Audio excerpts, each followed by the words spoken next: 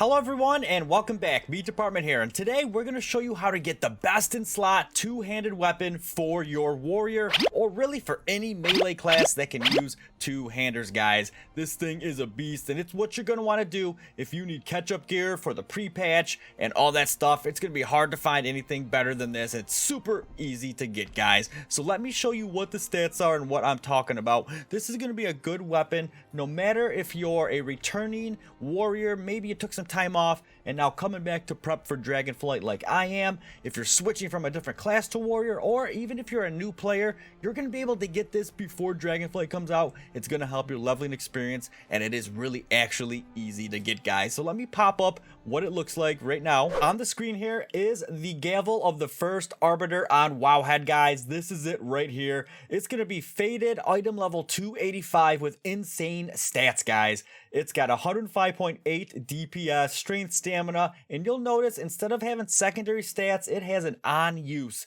Now this basically is what makes this so good. For 60 seconds, basically it spawns a soul. Once you click it on one of the mobs, you kill it real quick, which is like one-shottable, and it gives you a 60-second buff. That is OP. The warriors that are on the top of the Warcraft logs are all using this, and this is really the best in slot you're going to want to get. And item level 285, it's going to be very hard for you to get anything higher than that if you don't already have it prior to Dragonflight, guys. So before I show you exactly the steps you need to take to get this guaranteed, and then we're going to go buy our own and go test it out, I want to actually show you, I did run some actual raid bot sims on my own character right here, and you see the DPS increase is going to be 33.2%. Now this is on a target dummy for 5 minutes, pretty much with no buffs but Battle Shout, because I just wanted to do what I could actually do in game. And I also did one for a 2-minute test. You see it's even higher, 44.7%. I mean, that's a huge increase, guys. Of course, the less time you fight, the more DPS you're going to have. But either way, it is significant, guys. It is going up a tremendous amount, and it's definitely going to help you plow through the new Ultimate Dungeon and much, much more on your way. So we're going to go ahead and buy it. I'm going to show you what you need to do, and then we're going to go hit the target dummy to see, can I actually get close to 10,000 DPS on a 2-minute test? I don't know, but we'll see. Okay, so I'm going to port back to Ouroboros here, and basically this is really simple. There's only a few steps you actually need to do. Now this relies on you killing 30 faded raid bosses, guys. This can count in LFR, normal, any difficulty you want. I actually did mine in LFR, and this is what makes it so easy. So you're going to get the quest basically when you sign into your first LFR raid. Let's just use LFR as the example because it's really the most accessible. So if you go into the raid finder, you could queue up for any of the faded raids that have the icon, and I did all of them this week. And yeah, once you join the raid, it's going to pop up, and what the quest is going to say is you need to kill 30 faded raid bosses to get one of these in my bags, the Puzzling Cartel Diner priceless coin. You could hold up to 3 of them on your character. Really, that's all you can obtain is 3 because you get OP gear with it, guys. So it just happens that this week every single raid is faded. It might stay that way until Dragonflight, to be honest. And the great thing is, guys, there's 10 bosses per raid. So if you just do Castle Nathria, Sanctum of Domination, and Sepulchre of the first ones like I did, you're gonna basically bust this all out in 1 week and get your coin like I have here. So it's as easy as that. But it may be better for some of you if you do have guilds that plow through raids. Maybe you could do some normal heroic mythics, whatever the case, and get it even easier. So that's all you got to do. And upon quest completion, you just go to the quest log, hit complete, and you will get the coin in your bag like I did. Now, what you want to do now, once you have the coin in your bag, you want to be in Ouroboros here, and you want to go up to the Hall of Holding on the northeast side. It's basically right next to the Great Vault, which is right there on the screen for you. So let's go back there, and there's 3 vendors right here that you want to pay attention to. They are on the right hand side of the Great Vault, and here they are right here. We have this guy, Sotoru, Koropo, and Tachozo. So these are the dudes you could pretty much talk to turn in your coin for some of the actual wares, as they call it. And there's all kinds of stuff, trinkets, armor pieces, weapons. Basically what you want to focus on is getting that gavel, guys, because this is best in slot. So here it is right here. The Gavel of the First Arbiter, as you see, faded, level 285, just like I said. And yeah, it's going to replace, oh my goodness, my 226 green, man. Because I'm coming back from a long time not playing. And yeah, this thing is going to be absolutely awesome. I'm so excited. I was looking into it and like, what? That thing does crazy damage. How are these dudes getting such high stats on the Warcraft logs? They all got this bad boy. And I was like, yeah. This is it. I gotta share this information with you all. So this is what is gonna basically be in my main hand. I'm gonna keep my Prelude to Pride in the offhand. I'm gonna switch some enchants on them, and then we're gonna go test things out. So let's go ahead and purchase the Gavel of the First Arbiter from this center guy right here. And you know, it's a little countdown thing. So it costs 1 puzzling cartel diner, and after this I'll only be able to spend 2 more. Are you sure you want to exchange it? Well, for the best in slot weapon on my warrior, yeah, I'm pretty sure I do want to get it. So there we go right there, guys. It's in the bags. Oh, it's looking beautiful. This is what it looks like right here. It is actually, look at that, an animated Gavel. His jaws just opened up, dude.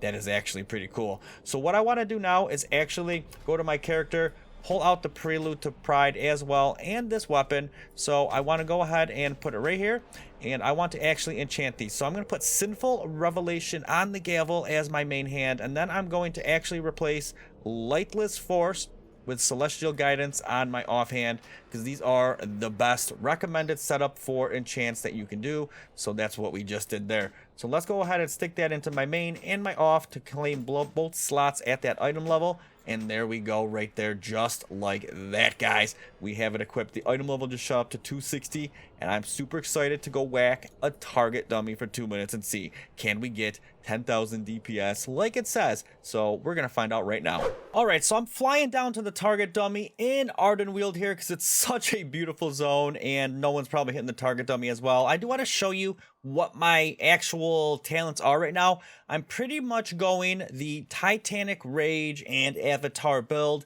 This is from Icy Veins, and I copied it right in here. It basically relies heavily on Raging Blow and Rampages, guys. That is gonna do it for you. There's a lot of talents in here that pretty much boost up your Raging Blow and all of that. Almost all of these are all about Raging Blow and giving it boost and extra charges and all that stuff. It's really awesome and critical, guys, that you use that. Also, Odin's Fury is going to make Raging Blow turn into Crushing Blow, which hits harder as well. So that's what we're going with. It's a pretty spammy build like Fury Warrior would be, but that's okay, guys. The thing we're focused on here is, can I get close to 10,000 DPS with this bad boy? Let's actually check out what the buff is going to be. So I guess there's a series of 4 or 5 different buffs that you can get, and yeah, we're going to find out what the one we're going to get for this test is. All right, guys, so we're at the Raiders training dummy here. I got everything set up. I got the stopwatch right here. I'm going to set to basically run until 2 minutes.